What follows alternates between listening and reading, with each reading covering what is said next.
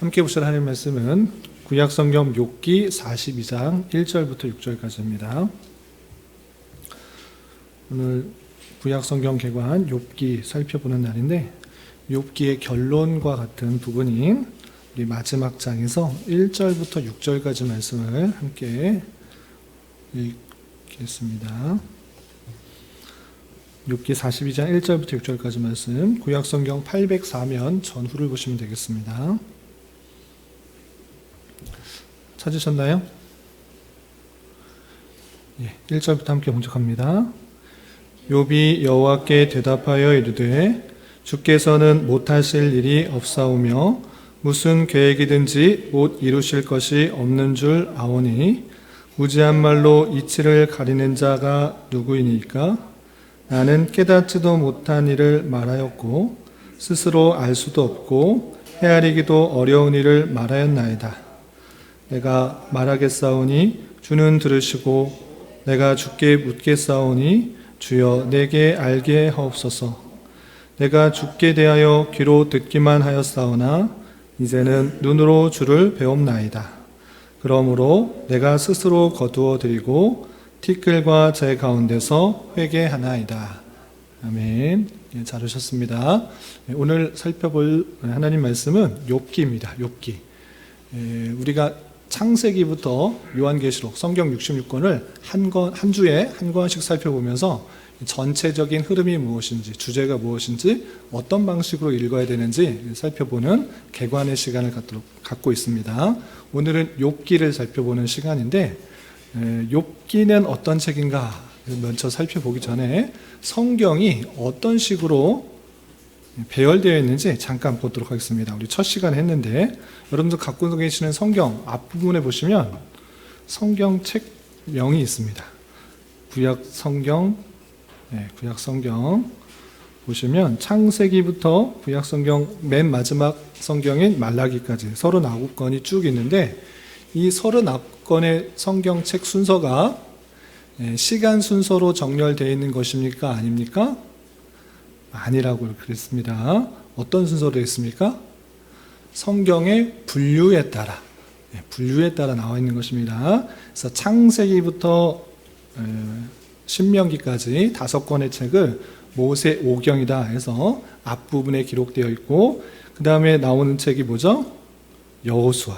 여호수아부터 우리가 지난주에 배웠던 에스더까지 어떤 책이라고 그랬죠? 성경의 분류상 역사서, 모세오경, 그 다음에 역사서인 것입니다.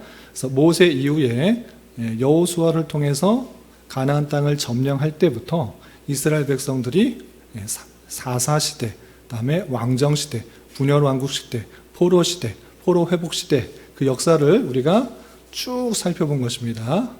그리고 나서 이제 이스라엘의 역사는 다 끝났고, 그 다음부터 나오는 욥기, 시편, 잠언, 전도, 아가, 이 5권의 책을 무엇이라고 할까요? 성문서 또는 시가서 이렇게 합니다. 성문서, 거룩한 문서 또는 시적인 내용들이 있어서 시가서라고도, 시와 노래가 있다고 해서 시가서로 하고, 또 특별히 욥, 시편, 잠언 이런 것은 지혜가 담겨 있다고 해서 지혜서다 이렇게도 표현해요. 전체적으로 이 5권의 책을 성문서라고 하는 것입니다. 그리고 나와 있는 책 이사야부터 말라기까지 이름들이 다 어떤 이름이에요? 선지자의 이름입니다. 그래서 선지자가 했던 활동과 하나님의 메시지들을 기록해 놓은 것을 선지서다 이렇게 표현하는 것입니다. 분량이 많이 기록된 것을 대선지서, 분량이 조금 기록된 것을 소선지서 이렇게 분류하는 것입니다. 우리는 오늘부터 해서 5시간 동안 성문서를 볼 것입니다. 아시겠죠? 성문서 제일 앞에 나오는 게 욥기인데, 욥기 한 번씩 읽어보신 분 있나요? 한 번이라도 읽어보신 분? 한 번도 안 읽어보신 분? 자랑스럽게 손 드신 분도 있는데, 한 번 읽어서 이 내용을 아시는 분은 아주 똑똑하신 분이에요. 저도 몇 번이나 읽어서 이게 도대체 무슨 내용인가, 도대체 무슨 말씀을 하려는 것인가 쉽게 이해되는 책이 아니에요. 복음서를 읽으면 그냥 예수님의 행적, 또 신기한 일들이 있기 때문에 쑥쑥쑥 잘 이해가 되면서 넘어가게 되는데, 욥기는 읽어도 이게 무슨 말을 하려고 하는 것인지 잘 모르는 경우가 있습니다. 그런데 오늘 이 시간 집중해서 잘 들으면 욥기가 이렇게나 중요한 책이구나, 이렇게나 신비한 책이구나, 이것을 깨닫게 됩니다. 다시 한번, 요거를 안 읽고 개관을 안 살펴보고 1장부터 42장까지 쭉 읽으면 지겹다, 왜 똑같은 얘기 또 하나, 저 왜 이렇게 싸우고 변론하는가, 같은 이야기를 몇 번씩이나 하는가, 재미없다, 지루하다라고 느끼는데, 오늘 이 개관을 읽으면 참 욥기만치 신기하고 재미있는 책이 없겠구나. 지금부터 3000년이나도 훨씬 더 옛날 이야기인데 훨씬 아주 오래된 이야기인데 이렇게 문학적으로 뛰어나고 아름다운 그런 글이 있을까, 이것을 깨닫게 되는 것입니다. 기대감을 가지고 오늘 내용을 살펴보겠습니다. 여러분들 교환에 내용들을 잘 정리해 놨는데 이것을 하면 조금 지루할까봐 여러분들 좀 집중도를 갖추기 위해서, 또 교회학교 친구들도 있으니까 유튜브에 내용들 중에 잘 정리된 것들이 많이 있는데 두 가지를 가져왔습니다. 첫 번째는 내용들, 어떤 내용들이 있는가. 42장 길잖아요. 그 내용들을 잘 요약 정리해서 어떤 흐름들이 있는지 그것 중심으로 되어 있는 유튜브 내용과, 두 번째는 그 핵심적인 주제 사상들을 무엇을 관점으로 읽어야 되는지 나와 있으니까 그 내용 중점으로 보도록 하겠습니다. 그리고 그 내용들이 반복되는 것들이 많이 있는데 제가 맨 마지막에 그 교환에 있는 내용을 가지고 다시 한번 정리하고 마치도록 하겠습니다. 그럼 유튜브 내용 같이 보도록하겠습니다.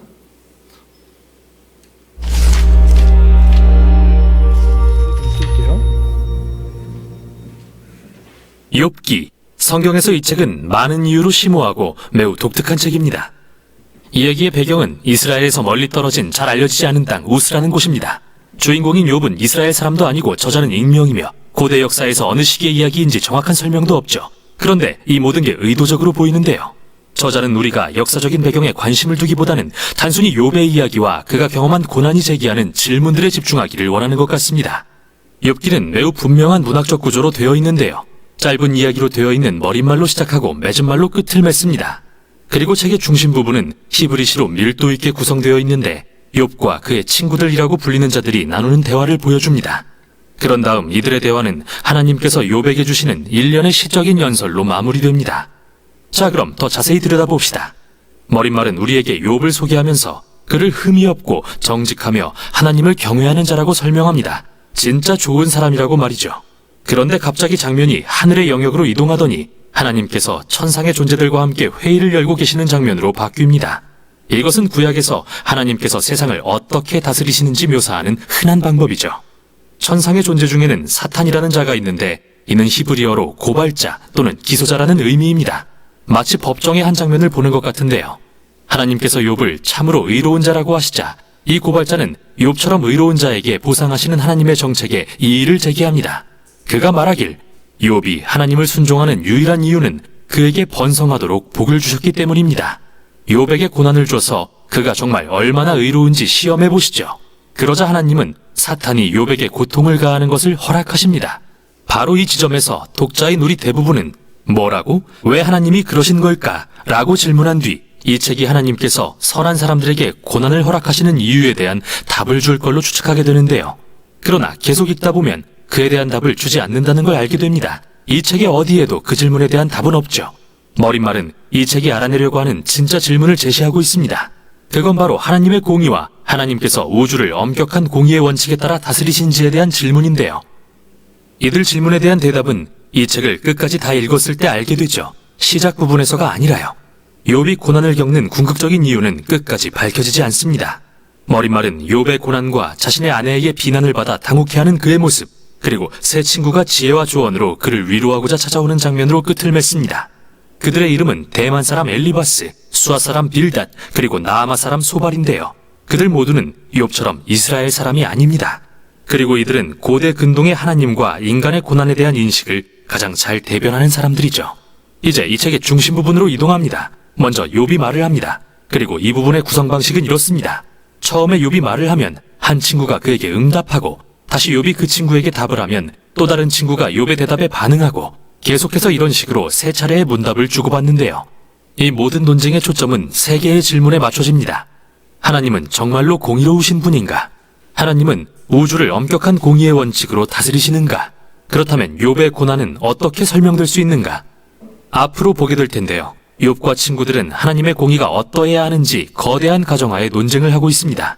다시 말해 그들은 우주에서 일어나는 모든 일은 반드시 엄격한 공의의 원칙을 따라야만 한다고 가정하고 있죠.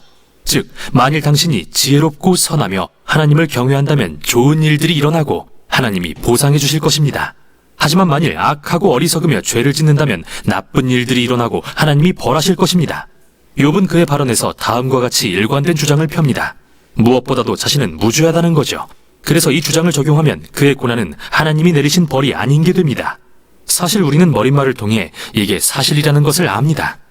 하나님께서 욥을 의롭고 흠없는 자라고 하셨다는 걸 기억해 보세요.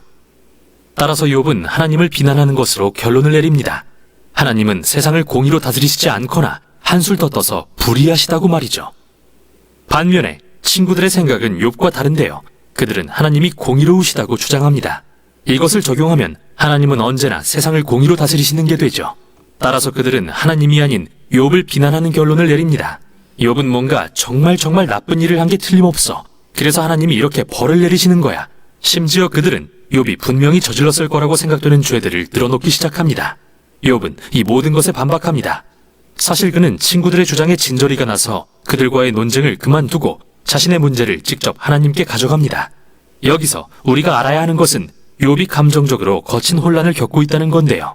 한때는 하나님이 의로우시다고 생각했지만 지금은 고난으로 인해 그것을 의심하게 되었습니다. 감정이 폭발한 욥은 하나님이 자신을 괴롭히신다고 비난하기도 하고 심지어 하나님이 세상의 모든 불의를 조정하신다고 주장하기도 하죠. 하지만 이런 생각을 하는 순간 그는 두려웠습니다. 하나님이 정말 의로우시길 바라고 믿고 싶었기 때문이죠. 욥은 이렇게 두서없는 말들을 하다가 마지막으로 자신의 무죄함에 대해 진술합니다. 그리고 하나님께 직접 나타나셔서 설명해 주시라고 요구하죠. 이때 뜻밖의 친구가 등장합니다. 바로 부스 사람 엘리후인데요. 그는 이스라엘 사람이 아니지만 히브리 이름을 갖고 있죠. 그리고 엘리후 역시 욥과 새 친구와 같은 가정을 합니다. 그는 하나님이 공의로우시며 그것을 적용하면 하나님은 우주를 언제나 공의로 다스리신다는 게 된다고 주장합니다. 그런데 엘리후는 선한 사람들이 고난받는 목적에 대해 더욱 정교한 결론을 도출합니다. 그것은 단지 과거의 죄를 벌하기 위해서가 아니라 하나님이 사람들이 미래의 죄를 짓지 않도록 경고하시는 것일 수 있으며 하나님은 고통과 고난을 통해 사람들의 성품을 빚으시거나 귀중한 교훈을 가르치실 수 있다고 말이죠. 엘리후는 왜 욥이 고난받는지 안다고 주장하지는 않지만 하나님을 불의하시다고 비난하는 건 분명 잘못이라고 말합니다. 그런데 욥은 엘리후에게 대꾸조차 하지 않고 대화는 끝이 납니다. 마치 고대의 지혜가 동원됐지만 수수께끼는 여전히 남아있는 것 같습니다. 이때 갑자기 하나님께서 회오리 바람처럼 나타나셔서 욥에게 개인적으로 반응하십니다. 먼저 욥이 하나님을 불의하시고 우주를 공의로 다스리시지 않는다고 비난한 것에 대응하시는데요. 하나님은 욥에게 일종의 가상 우주 체험을 시키시고 나서 그에게 우주의 질서와 기원에 대한 온갖 질문을 던지시기 시작합니다. 욥아, 너는 내가 지구를 설계하고 별자리를 정할 때 그 근처에라도 있었느냐? 너는 아침에게 명령하고 날씨를 주관한 적이라도 있느냐? 하나님은 이렇게 욥이 상상해 본 적도 없는 우주 만물을 감찰하고 계셨던 것입니다. 그러고 나서 하나님은 자세하게 사냥이 풀을 뜯는 습관, 암사슴의 출산, 사자와 들나귀들이 먹이를 먹는 방식에 대해 묘사하시기 시작합니다. 이 이야기의 핵심은 뭘까요? 기억해 보세요. 욥과 친구들은 하나님이 공의로 세상을 다스리시는 게 어떤 모습인지 나름대로 가정하고 있었는데요. 그 밑에 깊이 깔린 또 하나의 가정은 그들이 삶에 대해 충분히 넓은 시야를 갖고 있어서 하나님이 세상을 어떻게 다스리셔야 마땅한지 주장할 수 있다는 것이죠. 하나님은 가상 우주 체험이라는 대답으로 이러한 가정을 모두 해체해버리십니다. 먼저 우주는 광활하고 복잡한 곳이지만 하나님은 그 안에 모든 것을 감찰하신다는 것을 보이십니다. 작은 것 하나까지도요. 반면에 욥의 시각은 그가 경험한 작은 범위에서만 나오는 것이므로 그의 관점은 극히 제한적입니다. 따라서 욥의 관점에서 하나님의 불이라고 생각되는 문제들은 무한히 넓은 맥락에서 이해될 필요가 있죠. 욥은 이렇게 하나님을 맹비난할 위치에 전혀 있지 않습니다. 이 가상의 체험이 끝나자 하나님은 욥에게 이 세상의 소소한 것까지 하루 동안 관리해보겠느냐고 물으십니다. 그와 친구들이 가정한 엄격한 공의의 원칙으로 모든 사람의 모든 악을 매 순간 정확히 응징하면서 말이죠. 사실 우리가 사는 이 세상에서 공의를 실현한다는 것은 매우 복잡한 일인데요. 욥과 친구들이 생각하는 것 같은 흑백 논리가 절대 아니죠. 이제 하나님은 마지막 말씀으로서 두 가지 환상의 피조물인 베헤못과 리워야단을 묘사하시는데요. 어떤 사람들은 이들이 하마와 악어의 시적 표현이라고 생각하기도 합니다. 그러나 이들은 고대 근동 신화에서 잘 알려진 피조물을 가리킬 가능성이 더 높으며 성경의 다른 곳에서 하나님의 선한 세상에 존재하는 혼돈과 위험의 상징으로서 사용되기도 합니다. 사실 이 피조물들은 악하지 않으며 하나님은 그들을 매우 자랑스러워하십니다. 그렇다고 그들이 안전한 것은 아닙니다. 핵심은 하나님의 세상은 경이롭고 매우 선하지만 완전하거나 항상 안전하지는 않다는 것이죠. 하나님이 지으신 세상은 질서 있고 아름답지만 거칠고 때로는 위험하기도 합니다. 이 두 가지 환상의 피조물처럼요. 이제 다시 욥의 고난이라는 중요한 질문으로 돌아가 봅시다. 왜 하나님의 세상에 고난이 존재할까요? 지진, 야생동물 또는 다른 사람 등 고난의 출처를 불문하고 하나님은 그 이유를 설명하지 않으십니다. 그분이 말씀하시는 건 우리가 사는 세상은 너무도 복잡하고 경이로우며 적어도 현 단계에서는 고난을 방지할 수 있도록 설계되지 않았다는 것이죠. 이게 하나님의 응답입니다. 욥이 하나님의 공의에 대해 도전하자 하나님은 욥에게는 그런 주장을 할 만큼 우주에 대한 충분한 지식이 없다고 대답하십니다. 욥이 하나님께 자세한 설명을 요구하자 하나님은 욥에게 그분의 지혜와 성품을 신뢰하라고 요구하시죠. 그러자 욥은 겸손과 회개로 하나님께 반응합니다. 하나님을 비난했던 것을 회개하고 하나님의 영역을 침범했다는 것을 인정합니다. 그리고는 갑자기 짧은 맺은말이 나오며 결론을 맺습니다. 먼저 하나님은 욥의 친구들이 틀렸고 하나님의 공의에 대한 그들의 생각이 너무 단순해서 이 세상의 복잡성과 하나님의 지혜에 대해 옳게 설명할 수 없다고 하십니다. 그런데 하나님은 욥은 그분에 대해 바르게 말했다고 하십니다.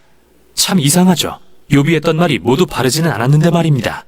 알다시피 욥은 성급하고 잘못된 결론을 내렸지만 하나님은 여전히 그의 고민과 수고를 인정해 주십니다. 욥이 정직하게 하나님께 나아와 감정과 고통을 토로하고 그분과 직접 대화하기를 원했던 것을 칭찬하시며 그렇게 기도로 몸부림치는 것이 이 모든 것을 통과하는 바른 방법이라고 말씀하십니다.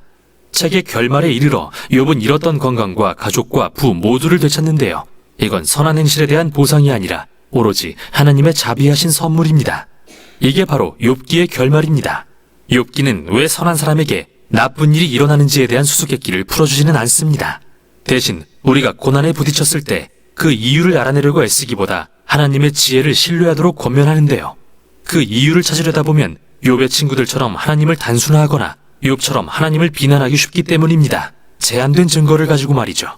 이 책은 우리가 정직하게 하나님 앞에 고통과 슬픔을 가지고 나아가며 하나님이 우리를 친히 돌보시며 모든 것이 그의 선하신 뜻 안에 있음을 믿도록 격려합니다.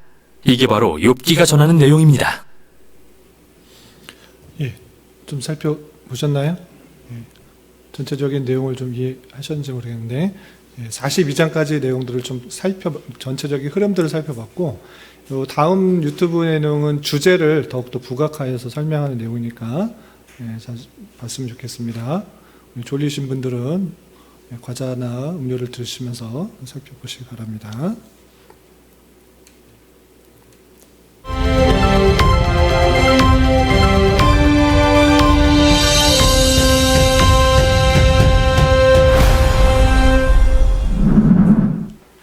안녕하세요. 이번에는 욥기에 대해 살펴보겠습니다. 욥기를 누가 썼는지에 대해서는 본문에 뚜렷한 단서가 없기 때문에 알기 힘듭니다. 욥이 썼다는 이론부터 엘리후, 모세, 솔로몬, 히스기야, 이사야, 에레미야까지 다양한 인물이 저자라는 의견이 제시되었습니다. 욥기가 쓰여진 저작 연대도 주전 13세기부터 2세기에 이르기까지 견해가 다양하며 어느 것이 맞다고 결론을 내리기가 힘듭니다. 제목은 에스더처럼 주인공의 이름을 따서 지어졌습니다. 욥은 박해받은 자라는 뜻을 가지고 있습니다. 욥이 살았던 시대에 대해서도 이론이 분분하나 집안의 가정이 자녀를 위해 제사를 드리는 제사장 역할을 하는 것과 욥이 140세를 훌쩍 넘어 오래 산 것으로 보아 아브라함 같은 족장 시대라고 보는 견해가 대세를 이룹니다. 욥의 고향인 우스의 정확한 위치는 밝혀지지 않았으나 예레미야 애가 4장에 우스 땅에 사는 딸 에도마라는 표현으로 보아 에돔 근처 사해 남쪽 광야 지역에 위치했던 것으로 추정합니다. 욥기는 산문, 시, 독배, 대화, 탄식 논쟁, 송사, 찬양, 지혜적 교훈, 청원 등 사용된 문학적 형태가 다양합니다. 또한 욥기는 문학적 구성이 탄탄하며 신학적 논쟁의 깊이가 깊은 책입니다. 전체 구조는 서론, 욥의 세 친구들과의 3번에 걸친 논쟁, 엘리후의 스피치와 여호와의 스피치 그리고 결론으로 나누어져 있습니다. 서론격인 1, 2장에서는 천상의 대화를 소개해 줌으로써 독자들이 욥이 당하는 고통의 이유에 대해 알고 욥 전체를 보는 특권을 갖게 됩니다. 그래서 독자들은 욥과 욥을 위로하러 온 친구들 사이에 대화를 간접적으로 듣고 그들의 말을 평가할 수 있는 유리한 관점을 갖게 됩니다. 그리고 마지막 38장에서 42장에 나오는 여호와의 스피치를 통해 하나님의 관점에 대해 듣고 모든 것을 정리하며 한 단계 더 업그레이드된 하나님에 대한 이해와 신앙을 가지게 됩니다. 문학적으로 탁월하면서도 고난이라는 어려운 주제를 딱딱하지 않으면서도 철학적으로 깊이 있게 신학적으로도 정교하게 잘 조명한 책이라고 할 수 있습니다. 욥기는 많은 것을 가르쳐 주지만 그 중에서 3가지 주제를 선택하여 소개하면 다음과 같습니다. 첫째, 욥기는 이스라엘의 전통적인 지혜자들의 견해가 가지고 있는 공통적인 문제점을 지적합니다. 그들은 고난을 당하는 것이 죄의 증거라는 정통 교리를 가지고 변론하므로 욥의 고난에 대해 잘못된 견해를 보여줍니다. 동시에 인간이 겪는 고통의 신비를 통찰하는 인간 지혜의 한계를 드러냅니다. 자신들이 만들어 놓은 교리적 틀에 입각해 하나님을 그 교리에 자동적이고 반사적으로 반응하신 분으로 하나님에 대한 왜곡된 지식을 전하는 것을 고발하며 인간 지혜의 왜소함을 드러냅니다. 둘째, 고난에 대한 통찰을 보여줍니다. 욥도 처음에는 고난에 대해 당시의 정통교리 사상을 가지고 있었으나 친구들의 변론에 동의하지 않고 자신의 무죄를 주장하면서 공정한 재판을 받기 원합니다.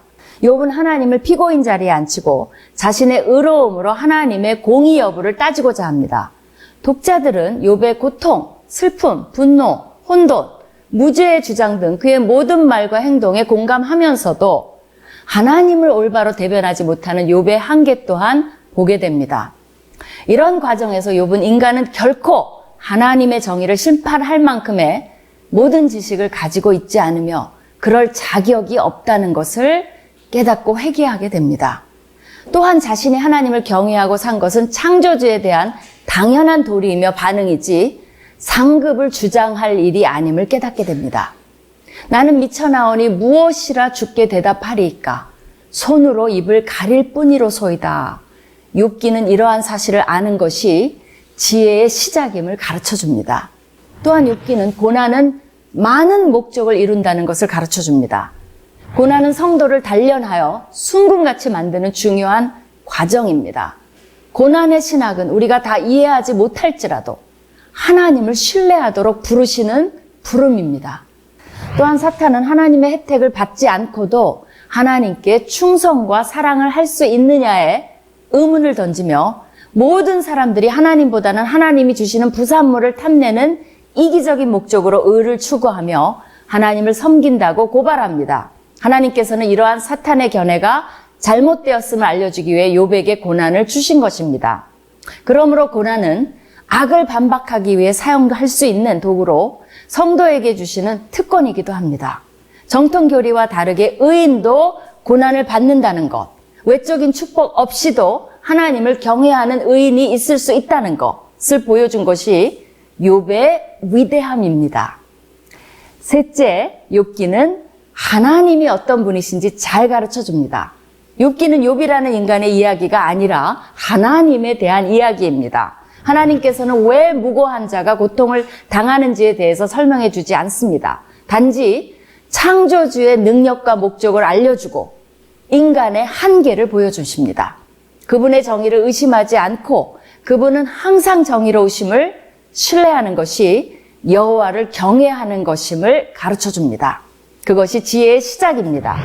여러분이 지금 경험하고 있는 고난이 있다면 욥기를 읽으며 하나님을 깊게 만나시고 그분을 더욱 신뢰하며 힘을 얻으시는 시간 되시기를 축원합니다. 예. 두 번째 유튜브를 통해서는 주제가 무엇인지를 잘 정리했던 그런 내용들입니다. 이 욥기를 통해서 우리 어린 친구들도 딱 알아야 될 한 가지라고 하면 하나님께서 세상을 어떻게 다스리는가, 그것에 대해서 욥기의 고난을 통해서 잘 설명해 준 것이 이 책의 핵심적인 내용이다. 하나님께서 어떻게 통치를 하시고 또 성도들을 어떤 방식으로 이끌어 가신가를 다양한 문학적 방법으로 알려주고 있는 것입니다. 우리 잘 들었는지 안 들었는지 우리 교회학교 친구들한테 한번 물어볼까요? 욥이라는 사람이 처음에 신앙이 좋았던 사람이었을까요? 안 좋았던 사람이었을까요? 안 좋았던 사람이요. 신앙이 아주 좋았던 사람이었습니다. 아주 하나님을 잘 섬기는 사람이었어요. 그러면 이 욥이 부자였을까요? 아니면 가난한 사람이었을까요? 가난한 사람. 어떻게 반대로 이렇게 답변을 잘하네. 이 욥이라는 사람은 아주 부자였고 또 신앙도 아주 좋았어요. 경건한 사람이었어요. 그런데 사탄은 이렇게 부유하고 신앙도 좋으니까 착각을 했어요. 어떤 착각을 했냐면 저 욥이 저렇게 하나님을 잘 섬기는 것은 가진 게 많기 때문에 하나님께서 복을 많이 주셨기 때문에 잘 섬기는 것이다. 이렇게 생각을 했던 것입니다. 그래서 하나님께서 사탄에게 그런 게 아니라는 것을 보여주기 위해서 건강만 빼놓고 다 취하에 가버라 이렇게 했던 것입니다. 그래서 그가 갖고 있는 재산도 그리고 자녀들도 그리고 그 피부병도 생명에는 손상이 되지 않고 피부병 정말 참기 힘든 피부병까지 걸리면서 참을 수 없는 고통과 고난이 찾아오게 되는 것입니다. 그럼에도 불구하고 하나님을 원망하고 불평하기보다는 끝까지 하나님께서 왜 이런 일을 주셨는지, 왜 어려운 일을 당하게 되었는지 끊임없이 묻는 그런 장면이 나오게 되는 것입니다. 그래서 3명의 친구가 와서 계속 대화하다가 그거 너가 잘못한 거야. 너 하나님 앞에 죄 지어서 그렇게 벌받게 된 거야. 계속적으로 말하는데 욥은 나는 하나님 앞에 정말 경건히 살려고 노력했는데 나는 그런 잘못하지 않았다라는 것을 계속 주고받는 변론으로 이어지다가 마지막에 하나님께서 모든 것을 정리하면서 그 내용들을 그 내용들이 욥이 잘못해서 그렇게 된 것이 아니라 하나님의 놀라운 섭리 가운데 그 일들이 일어났다는 것을 보여주는 장면으로 마치게 되는 것입니다. 그 내용들이 있는데 우리 유튜브 통해서 봤지만 우리 갖고 있는 교환의 내용들 통해서 다시 한번 정리를 하도록 하겠습니다. 1번 보시면 1페이지에 1번 보시면 책 제목은 주인공의 이름을 따라서 욥으로 됐습니다. 욥이라는 이름이 좋은 이렇게 이름은 아닌 것입니다. 회개하는 자, 또 박해받는 자, 어려움을 당한 자라는 그런 이름의 뜻을 갖고 있습니다. 그리고 기록자는 누구인지 이 성경책에 기록되어 있다, 안 되어 있다? 네, 안 되어 있습니다. 그래서 많은 추측들은 있으나 정확하게는 알 수 없습니다. 마찬가지로 기록 연대도 다양한 사람들에 의해서 욥이 살았던 아주 오래전 아브람 시대 때부터 그리고 자유주의 신학자에 의해서 BC 1세기까지 아주 길게 되어 있습니다.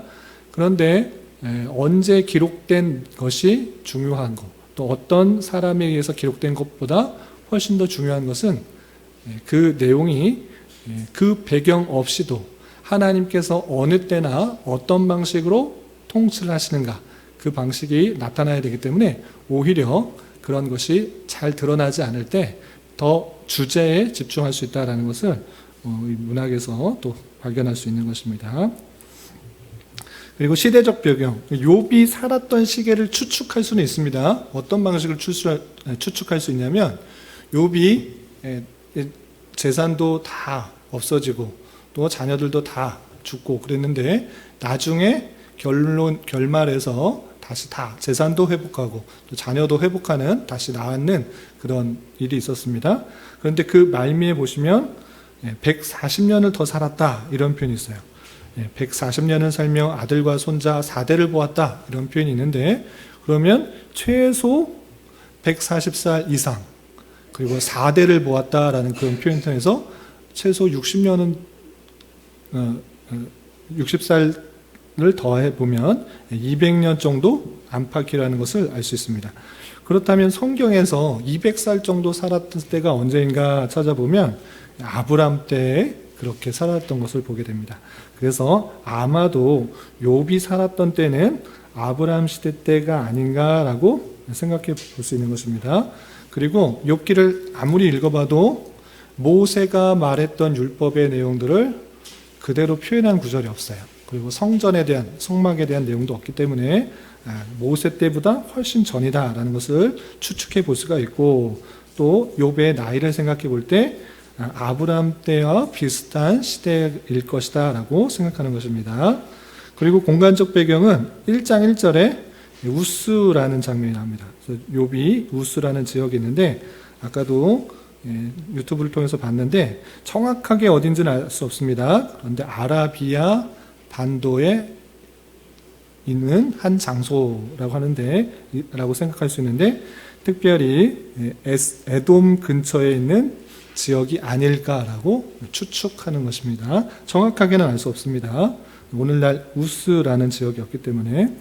그러나 중요한 것은 이것이 유대인들이 있었던 장소가 아니라 이방 장소, 이방 지역이라는 것입니다. 이방이라는 것은 하나님의 그런 지식과 지혜, 그런 경건 생활들이 잘 전해지지 않는 그런 땅이었을 가능성이 상당히 높은데, 그럼에도 불구하고 욥과 세 명의 친구는 하나님과 어느 정도의 신앙적 지식을 알고 있었다라는 독특한 점이 있고, 또 특별히 욥은 비범한 수준의 신앙과 또 경건한 삶을 갖고 있었다라는 것에 놀라움을 갖고 있습니다. 그래서 이방 지역임에도 불구하고 하나님의 놀라운 은혜가 있을 때 또 하나님에 대한 신앙과 또 지식을 잘 가지고 있는 그런 일이 있을 수도 있다. 이것이 하나님의 놀라운 섭리 가운데 보여지는 것입니다. 그리고 4번, 아까도 말씀드렸다시피 이 책을 왜 기록했는가, 이 책을 통해서 무엇을 알아야 되는가 라고 할 때 하나님께서 어떻게 이 세상을 다스리는가, 또 왜 의로운 자가 고난을 받는가, 하나님을 잘 섬기면서도 왜 고난을 받는가, 어려운 일들이 생기는가, 그것에 대한 답변을 주는 책입니다. 아주 중요한 것입니다. 우리가 세상을 살아가다 보면 믿지 않는 사람들로부터 맨날 이런 공격을 당해요. 이런 질문을 받아요. 하나님이 계시면 도대체 이런 악한 일들이 왜 일어나는 것인가? 불의한 사람들이 더 잘 살고, 또 신앙인을 갖고 있는 사람, 신앙 잘 믿는 사람들은 왜 어려움을 당하고 있느냐? 또 믿는 사람 중에서도 내가 신앙생활 잘했는데 왜 하나님은 나에게 이렇게 어려움과 고난과 환난을 주시는가? 그런 고민들이 있는 것입니다. 그런데 이미 성경을 통해서 확실하고도 분명하게 그 사실들을, 해결점을 알려주고 계시는 것입니다. 욥기를 잘 읽으면 그 내용에 대해서 해결될 수 있다는 것입니다.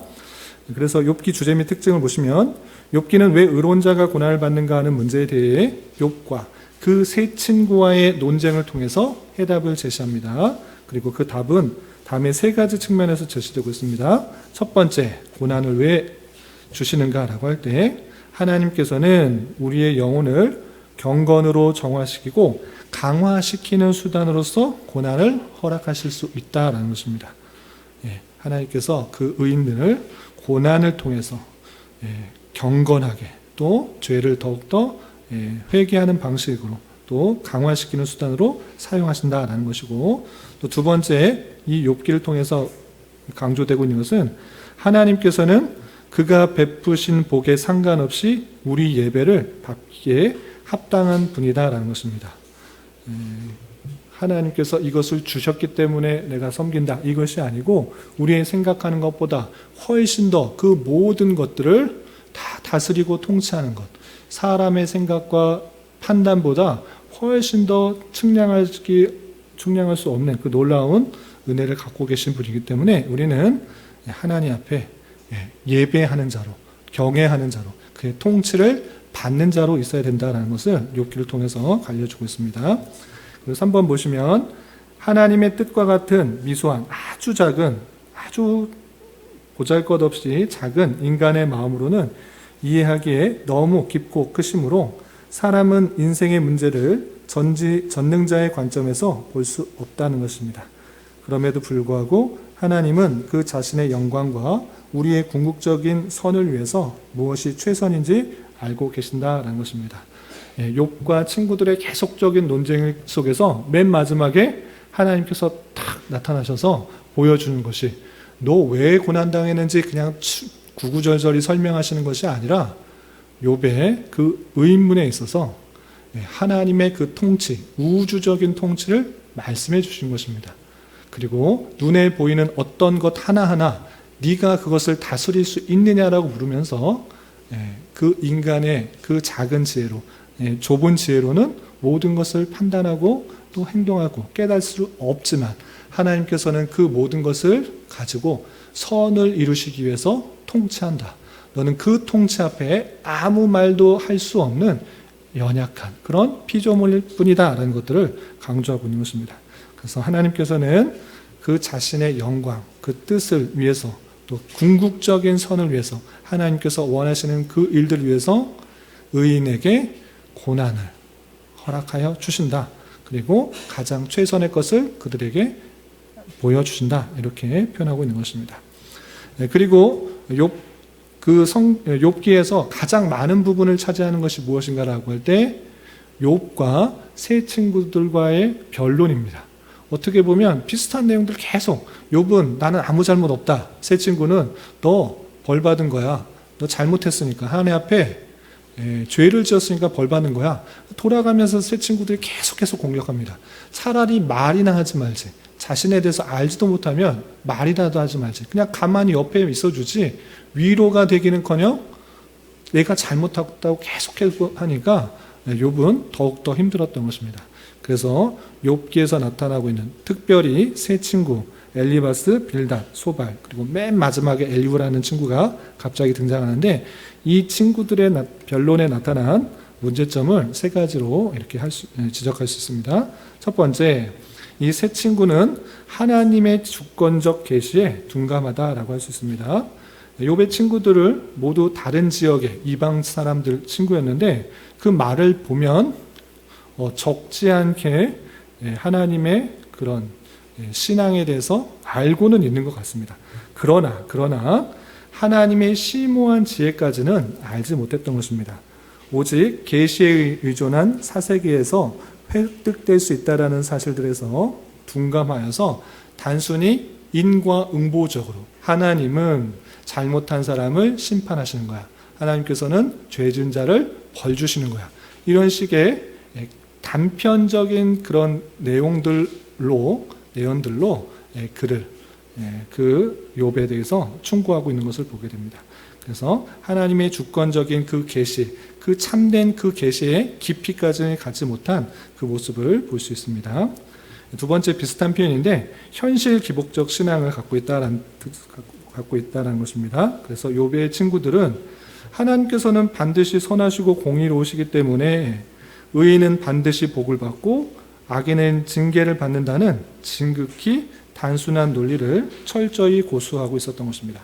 여러 가지 변론을 하고 돌아가면서 얘기를 했지만 그 핵심적인 내용은 권성징악 또는 기복, 잘하면 복 주고 잘못하면 벌 받는다. 이런 정도의 기복적 신앙의 내용들을 갖고 있는 것입니다. 그러나 하나님은 그보다 훨씬 더 뛰어나신 분이십니다. 단순히 현세적인 복, 물질의 복, 건강의 복, 자녀의 복, 그런 현세적인 복이 있어야지만 하나님께서 은혜를 주신 것인가? 그렇지 않고 그것보다 훨씬 더 뛰어난 하나님의 통치가 있다는 것을 봐야 된다는 것입니다. 그리고 그들은 의인에게 닥치는 징계의 의미에 대해서 혹은 복의 진정한 의미에 대해서는 추호도 생각해 보지 않았다는 것입니다. 그래서 복 받는 것, 그냥 눈에 보이는 재산, 건강, 그리고 자녀, 이것이 복인가? 그것만이 복인가? 그것이 한계다. 그 세 친구들의 기복적인 신앙의 한계다라고 할 수 있는 것입니다. 그리고 또 다른 표현으로 교리와 이론의 치우친 그런 모습이다라고 정의할 수 있습니다. 친구들의 그럴싸한 교리들에 대해서 욥이 무지했던 것은 아닙니다. 그러나 흑백 논리적 교리가 현실 체험상 통하지 않고 있다는 데 욥의 고민이 있었던 것입니다. 그래서 기독교 신앙이 추상적 이론에 근거하지 아니하고 허다한 역사적 체험에 근거한다는 사실이 여기저기서 드러납니다. 다시 말해서 욥이나 그의 친구들 모두는 나름대로 신앙의 열정을 지니고 있었지만 자신들의 신학적 지식이나 이론이 마치 절대적 진리인 양 생각하여서 본서의 경우처럼 인간의 지혜로 도저히 깨달을 수 없는 경우에서조차 자신들의 미숙한 생각만을 거듭 주장함으로써 피차의 감정을 격발시키는 결과만 초래하는 것입니다. 결론적으로 하나님께서는 당신의 주권을 강력히 드러내심으로써 그들 모두로 하여금 헛된 변론을 중지하고 보다 원숙한 신앙에 접하도록 유도하고 계시는 것입니다. 그래서 오늘날 성도들도 인간은 하나님의 섭리를 완전히 깨달을 수 없음을 거듭 명심하여 어떤 경우에 처하더라도 하나님의 뜻과 도움을 먼저 구하는 성숙된 신앙의 자세를 견지해야 될 것입니다.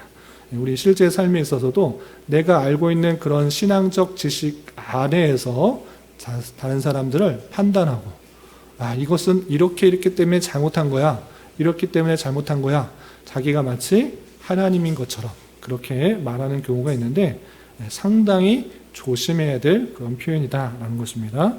나름의 교리와 또 이론들 갖고 있지만 그것이 상대방에게 그대로 적용되는 것은 아닐 수 있다는 것을 잘 알면서 더욱더 깊은 신앙, 원대한 신앙을 가져야 되는 것입니다.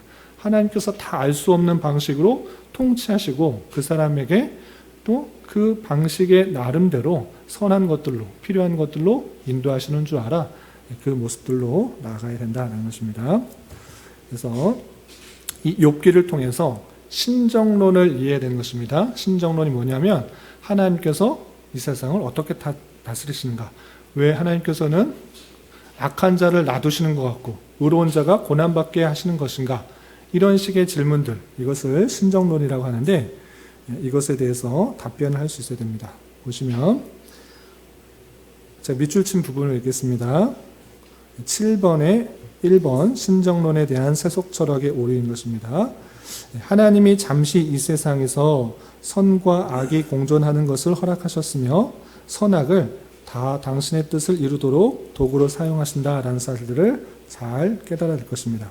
세상 사람들, 하나님이 없다라고 부정하는 사람이나 하나님의 통치를 잘못 이해하는 사람들은 어떻게 하는가? 제가 맨 처음에도 말씀드렸다시피 어떻게 하나님이 계시다고 하면 불의한 사람들이 득세하고 또 의로운 사람들이 고난을 받는가? 악한 자가 심판을 받지 않고 저렇게 떳떳하게 살 수 있는가? 의인은 저렇게 힘들고 어렵게 살 수 있는가? 하나님은 없다, 이런 식으로 말하고 있는데 그런 게 아니라 하나님께서 잠시 이 세상에 선과 악이 공존하도록 하는 것을 허락하셨다. 그게 하나님의 통치다라는 것이고, 선과 악, 그 모든 것을 다 통하여서 하나님의 뜻을 이루는 도구로 사용한다. 이것이 성경에서 나타나고 있는 하나님의 통치하심이다라는 것입니다. 그래서 신정론에 대해서 성경의 답변을 요약하면 4페이지에 나와 있는 그 부분과 같습니다. 4페이지 보겠습니다. 첫 번째, 고통의 근본적 책임, 고통이 왜 나왔는가, 하나님께서 왜 고통을 주셨는가, 하나님이 계시다 그러면 이런 전쟁이 있고 기근이 있고 또 많은 어려움들이 있는가, 그 있음에도 불구하고 하나님께서는 치료하지 않고 계속 놔두다고 하면 하나님이 없다, 이런 식으로 말하는 게 아니라 고통이 생긴, 그 어려움이 생긴, 불의가 생긴, 죄가 생긴 그 근본적인 것은 하나님이 아니라 성경을 봐라, 성경 좀 읽어봐라. 하나님께서 그 고난과 불의와 또 죄가 들어오게 했는가? 아니다. 아니고 하나님께서 그렇게 만드신 것이 아니라 인간의 범죄의 결과일 뿐이다 라는 것을 우리는 잘 깨달아야 할 것입니다. 그래서 주변 사람들이 아니 하나님이 계시면 어떻게 전쟁이 있고 불의한 사람들이 저렇게 돌아다니고 저렇게 떳떳한 사람들 놔두냐, 저 사람들 진노하지 않고 죽이지 않고 그렇게 되느냐, 하나님께서 죄도 만드셨느냐, 저렇게 놔두시냐, 이렇게 할 때 하나님께서 만드신 것이 아니라 사람이 죄악을 범하여서 그렇게 된 것이다 라고 근본적인 책임이 사람에게 있음을 말해야 될 것이고, 그렇다고 하면 하나님께서 계시다고 하면 심판하셔야지, 바로 벌을 내리셔야지, 왜 놔두시는가, 하나님이 없다라고 말하는 것이 아니라 성경은 어떻게 말하고 있는가. 성경은 하나님께서는 세상 마지막 날 선악을 철저하게 가려 그 행한 대로 보응할 것을 분명히 경고하고 있는 것입니다. 마지막 날 최후 심판이 있는 것입니다. 그러면 지금은 그 심판을 보류하고 계신다는 것입니다. 그래서 잠시 동안 세상에서는 악이 득세할 수도 있습니다. 그리고 우리는 심판이 지연되는 이유를 성경에서 찾으면 다음과 같습니다. 첫 번째, 세상 만민에게 회개할 충분한 기회를 주기 위해서라는 것입니다. 만약 이 욥의 친구처럼 하나님께서 사람이 잘못한 것에 대해서 범죄한 것으로 인하여서 심판한다고 하시면, 즉각적으로 심판하신다고 하면 이 세상 어느 누구도 제대로 살 사람이 있다 없다? 없다.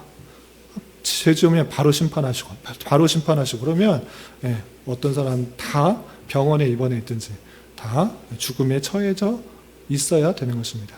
그러나 하나님께서는 회개할 기회를 계속적으로 주시기 위해서 즉각적인 심판 주지 않는다.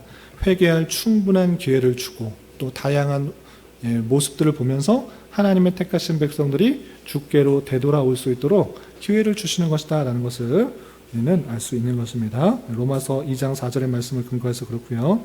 또 성도 각자가 육체의 고통을 위하여 하나님을 더욱 깊이 사모하는 영적 유익을 얻도록 하기 위해서이다. 고난을 통해서 하나님을 더욱더 사모하도록 한다는 것입니다.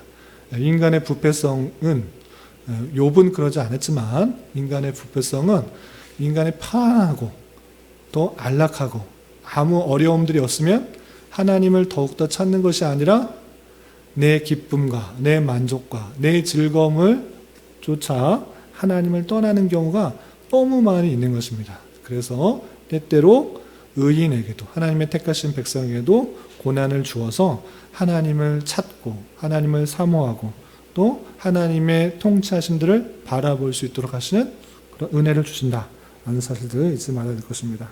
시편 119편 71절의 고백처럼 고난당한 것이 내게 유익이라, 이로 말미암아 내가 주의 율례들을 배우게 되었나이다 라고 표현했습니다. 의인에게도 고난을 주어서 더욱더 하나님을 찾고 또 성숙하게 하고 또 하나님의 뜻을 배우는 그런 기회로 삼게 해준 줄 알아 고난에 대해서 우리가 잘 생각해야 될 것입니다. 마지막으로 당신의 뜻과 하나님의 뜻과 영광을 더욱더 철저하고 또 영광스럽게 계시하기 위해서이다 라는 것입니다. 오늘 처음 읽었던 요절 말씀, 욥의 고백, 욥이 신앙이 나쁜 사람이었다고 했습니까? 좋은 사람이었다고 했습니까?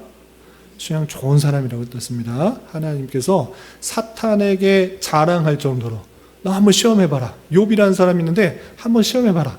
이렇게 할 정도로 하나님이 인정하는 그런 사람이었습니다. 그런데 그의 고백 속에서 맨 마지막에 결론에서 무엇이라고 고백하는가? 42장 5절에 이렇게 되어 있습니다. 내가 주께 대하여 귀로 듣기만 하였사오나 이제는 눈으로 주를 배움나이다. 듣기는 들었는데 이제 눈으로 보한다. 이게 무슨 뜻입니까? 하나님이 어떠한 분이신지 더욱더 깊이 체험하게 되었다라고 고백하고 있는 것입니다. 무엇을 통해서? 이 환난과 역경과 고난을 통해서 이것을 깊이 더 깨달았다. 이렇게 고백하고 있는 것입니다. 그래서 하나님께서는 자신의 뜻, 자신의 영광, 자신의 어떠함들을 더욱더 알려주시기 위해서 때때로 예기치 않은, 원치 않는 고난과 환난과 역경을 주시기도 하신다. 그것이 하나님의 놀라운 뜻이다 라는 것입니다. 그래서 우리가 욥기를 통해서 이 세상을 하나님께서 어떻게 통치하시는지를 더욱더 잘 깨달아야 될 것입니다. 미천한, 약소한, 지혜가 제한적인 우리가 이 세상 다 돌아가는 것을 다 알 수는 없으나, 그리고 모든 일의 그 원인을 알 수는 없으나 우리는 하나님의 그 통치를 경외하는 자로, 순종하고 따르는 자로 나아갈 때 하나님께서 가장 선한 것들로, 또 필요한 것들로, 좋은 것들로, 영광으로 그에게 나타나실 줄 알고 신뢰함으로 나아가야 된다는 것들을 욥기를 통해서 보여주는 것입니다. 그래서 욥기를 읽으면서, 나중에 읽으면서 그런 것들을 잘 깨달을 수 있기를 부탁을 드립니다. 혹시 질문하실 거 있으신가요? 없으시면 기도하고 마치겠습니다. 하나님 아버지 감사합니다. 오늘 욥기 개관을 통하여서 하나님께서 이 세상을 어떻게 통치하시고 다스리시며 또 의인에게 닥치는 여러 가지 곤란과 혼란이 왜 생기는지에 대하여 생각해 보았습니다. 하나님의 놀라운 뜻과 또 계획과 통치 가운데 택하신 백성들을 때때로 고난과 혼란과 역경을 주셔서 더욱더 하나님을 찾고 부르짖게 하시며 또 하나님의 선하심들을 바라보게 하시는 줄 알아 우리에게 닥치는 여러 가지 어려움과 환란이 있을 때 원망과 불평과 낙담 좌절하는 것이 아니라 더욱더 하나님께 나아가게 하여 주시고 겸손히 하나님의 뜻을 바라볼 수 있는 저희 모두가 될 수 있도록 인도하여 주시옵소서. 주님께서 우리 교회를 이곳에 세워주셨사오니 이 교회가 주님 보시기에 참으로 아름다운 교회가 되게 하여 주시고 하나님께서 기뻐하시는 교회, 또 하나님만을 기뻐하는 교회가 될 수 있도록 주님 은혜를 더하여 주시옵소서. 교회 성도들 가운데 여러 가지 어려움으로 기도하는 손길들 주님께서 함께 하시고 가장 선한 것들로 인도하여 주시고, 특별히 4월 10일에 있는 총선, 하나님을 경외하며 또 성경의 진리를 존중하는 자를 잘 분별하여서 또 그런 자들이 투표에 잘 뽑혀서 또 하나님의 선한 도구로 쓰임받는 은혜가 되게 하시고, 이 나라가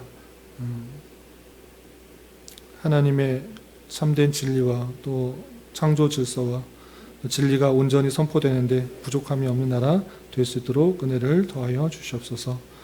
예수님의 이름으로 감사히 기도드리옵나이다. 아멘.